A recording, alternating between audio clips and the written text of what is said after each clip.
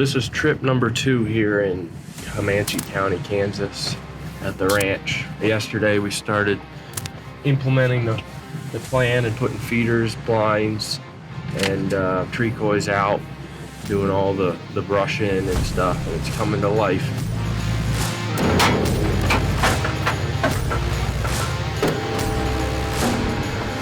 Out here in Kansas, these deer are nomads. I mean, it's not like back in the Midwest in Illinois where the deer have fairly small cores. You know, out here, these deer they'll go 10 miles for food, you know, and the food's a lot more limited. So kind of the macro strategy perspective on this place is just load it with ag as much as possible, and then, you know, and then strategically draw these deer to the feeders.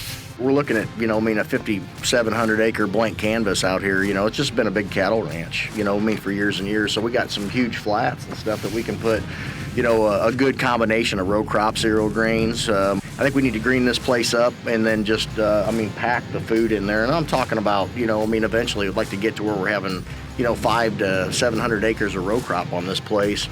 It's going to be, one, a good revenue stream, you know, new owner be able to get some rent, you know, I mean, to have some revenue coming back, and you're just going to be pulling deer for miles and miles and miles, you know, I mean, getting those big giant bucks to live here on this ranch, you know, it's just going to be a huge recruitment tool. Yeah, we're gonna use these feeders this winter, hopefully keep these deer in here, and then by the time it starts greening up and these crops start growing, you know, we should have them. Yeah, man, you're at that point. I mean, we're just raising generational, you know, whitetails. I mean, out here, so it's going to be, it'll be one of the, it'll be one of the best places in Kansas.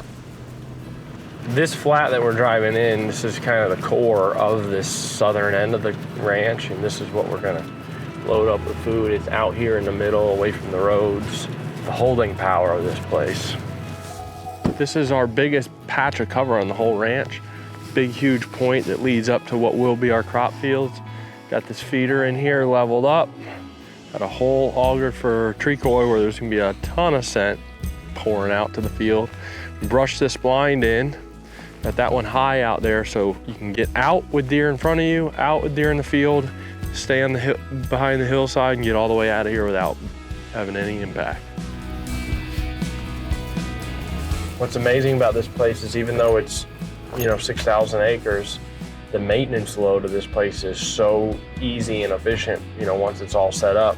Got all these main roads all over the place that are kept, you know, open and maintenance from the oil field guys. And then all these feed stations and stuff, we're gonna have a feed truck in and out that we're building to service the ranch, you know, and that'll keep that path open.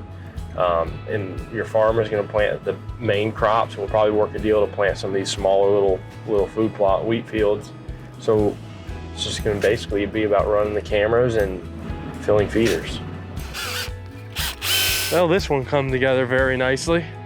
Got to think about a lot of things like, you know, that auger's on the driver's side of the truck, you know, so it'll pull in here and then back down the hill here.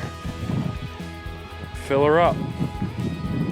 This is a camera stake.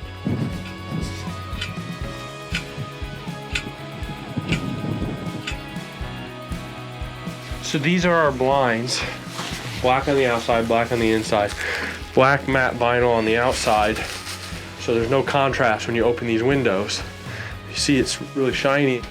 Also over the years we've tweaked lots of things and we've landed on this 3 latch deal, and that way if there's any, like, you know, change of seasons, this door can't warp and not pull tight. And all our weather stripping is this, we don't use the rubber stuff that gets brittle in the cold.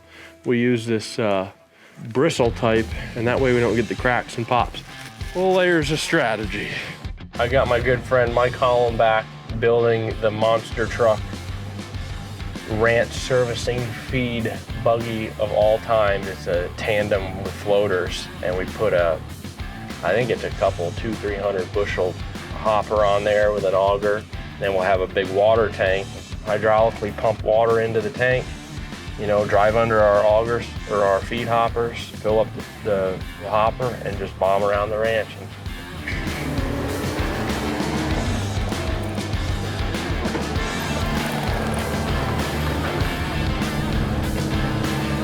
Man, I tell you what, it's looking good. I mean, everything that we got is feeding potential food sources, and I mean, just coming out of thick cover. So I just, these are quality spots, man.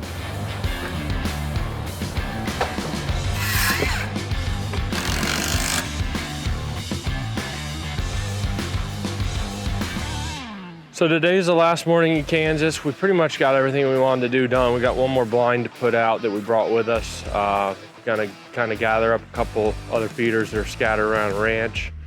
Some odds and ends done. I'm gonna pull the cedars out of this plot and then put our veil feeder out up here and call her a day. On the ranch, we've got 3 of the veil feeders, and kind of the strategy is we've got them spread out kind of evenly, south end, north end, and center.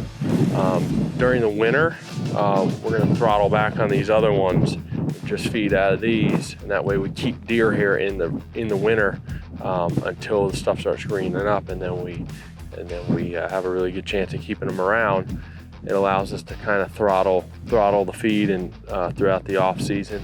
We got 10 of our 13 blinds and feeders out, all brushed in and everything. So our next trip, probably just wrap up the last couple of blinds. We're sitting pretty good. It's about time to start focusing on, getting the farmers lined up for some of the crops and getting some of our food plot stuff planned out.